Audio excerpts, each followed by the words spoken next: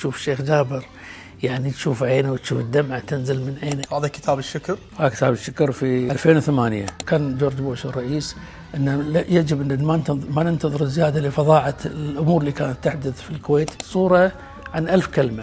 أنا كنت في مكتب كونه في لندن، أخذنا سوينا كتاب أم الجرائم ضد الكويت في صور، كانت حوالي 300 صورة. بالنسبة للكثيرين الكاميرا مجرد آلة والعدسة قطعة زجاج، لكن بالنسبة لهاوي التصوير الحقيقي هي عين ثالثة وامتداد للروح. شنو تعني لك العدسة؟ والله العدسة أو الكاميرا هي تثبيت أو توثيق الزمن. أنت توقف الزمن. العدسة أو الكاميرا أو الصورة هي مرحلة مهمة أنك توثقها وهي لا تعود. طبعا أنا بحكم دراستي، أنا درست الإعلام في الولايات المتحدة الأمريكية وتخصصت إخراج سينمائي وتصوير. حياتي كلها لها علاقة بالتصوير، والآن طبعا عندي مجلة اسمها فوتو أنشأناها، هي خاصة بالوطن العربي تتكلم عن التصوير. فدائما نعلم الناس شلون يصورون ونذكرهم بأهمية التصوير، لأن علم التصوير الفوتوغرافي هو علم. أبو عبد الله، هذا الارتباط العاطفي والروحي مع الكاميرا نعم. امتد وياك سنوات طويلة. صحيح. شلون قدرت تحافظ عليه؟ والله احنا طبعا مثل ما قلت لك كانت هواية، من ثم بعدين دراسة، وكملت وأنشأت وكالة الأنباء الكويتية وأنشأنا إدارة للتصوير ومشينا معاها. إلا طبعا بعد 30 سنة تركتها، ذهبت للهلال الأحمر الكويتي. غطينا فيها أشياء عجيبة من خلال العالم، تعرف من السبعينات إلى التسعينات إلى مرحلة الغزو غطينا مراحل كثيرة. وكنت رحم الله الشيخ جابر الأحمد، رحم الله سمو الشيخ سعد، كنت أرافقهم في رحلاتهم الخارجية، فكنا نوثق أحداث كثيرة تحدث.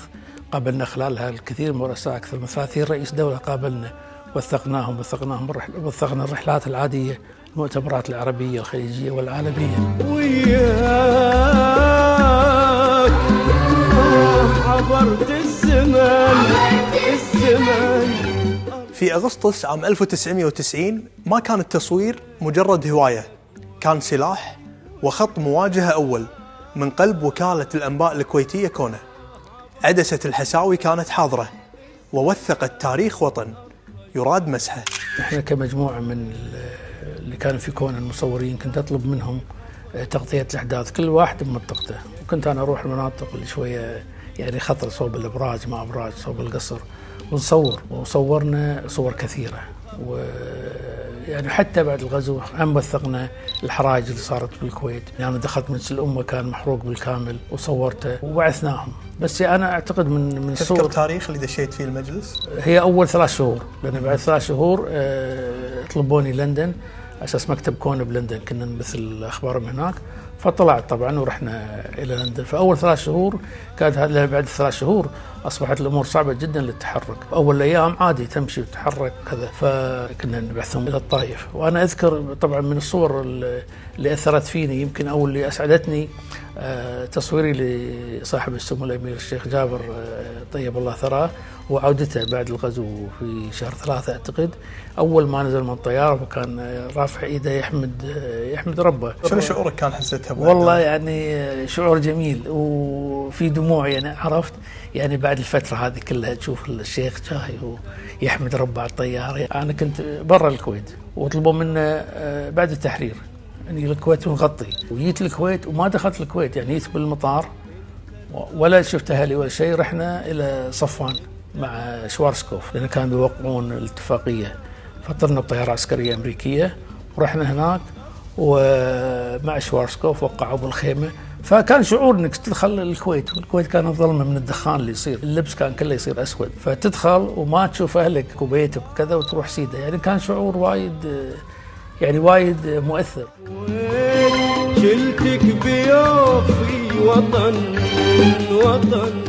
هناك صور تشكل علامة فارقة، صور تجاوزت كل الحدود لتصل إلى القيادة السياسية في الطائف، وكانت بمثابة رسالة الحياة الصامدة من الكويت المحتلة.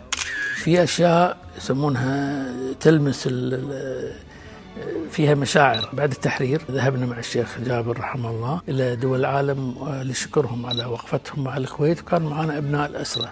فبالطائرة يعني يبونهم يلقون كلمات، طبعا اللي فقدت أبوها واللي فقد أمه واللي فقد أخواته، تعرف يعني في أشياء مؤثرة. معاناة الأسرة جدا. فلما تكون طفلة صغيرة أو طفل يتكلم وتشوف الشيخ جابر يعني تشوف عينه وتشوف الدمعة تنزل من عينه. فهذه كانت أمور مؤثرة. جورج بوش لما كان نائب الرئيس، كنا رايحين احنا، كان الرئيس ريغان كان هو نائب الرئيس، فكنا رايحين بيته ننطر الشيخ سعد الله يرحمه.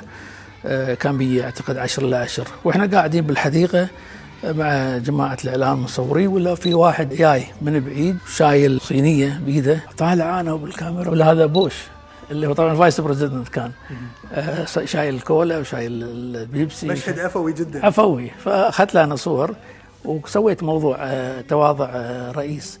فهذه كانت من يعني الأشياء الطريفة. لما جاء الكويت، زار الكويت هو، كان معزوم عند الشيخ سعد في البيت، قلت له ذكرت، سلمت عليه، طبعا كنا نسلم، فذكرته عن اللي صار. ومن ثم أقيم معرض للغزو في السفارة الأمريكية، وشرحت له، قلت له اللي قاعدين على الدبابة كانوا يهال، الحين هذا قائد بالجيش وهاي الدكتورة. فلما راح أمريكا بعث لي رسالة جميلة إننا نشكرك على كذا. هم هذه بالنسبة لهم أو بالنسبة للجميع تواضع، وهم هذه شهادة أن الصورة لها دور مؤثر. تموت اللحظة ويبقى التاريخ حي في كل لقطة، وتبقى الكاميرا دائما شاهدة على العصر وحافظة للحقوق.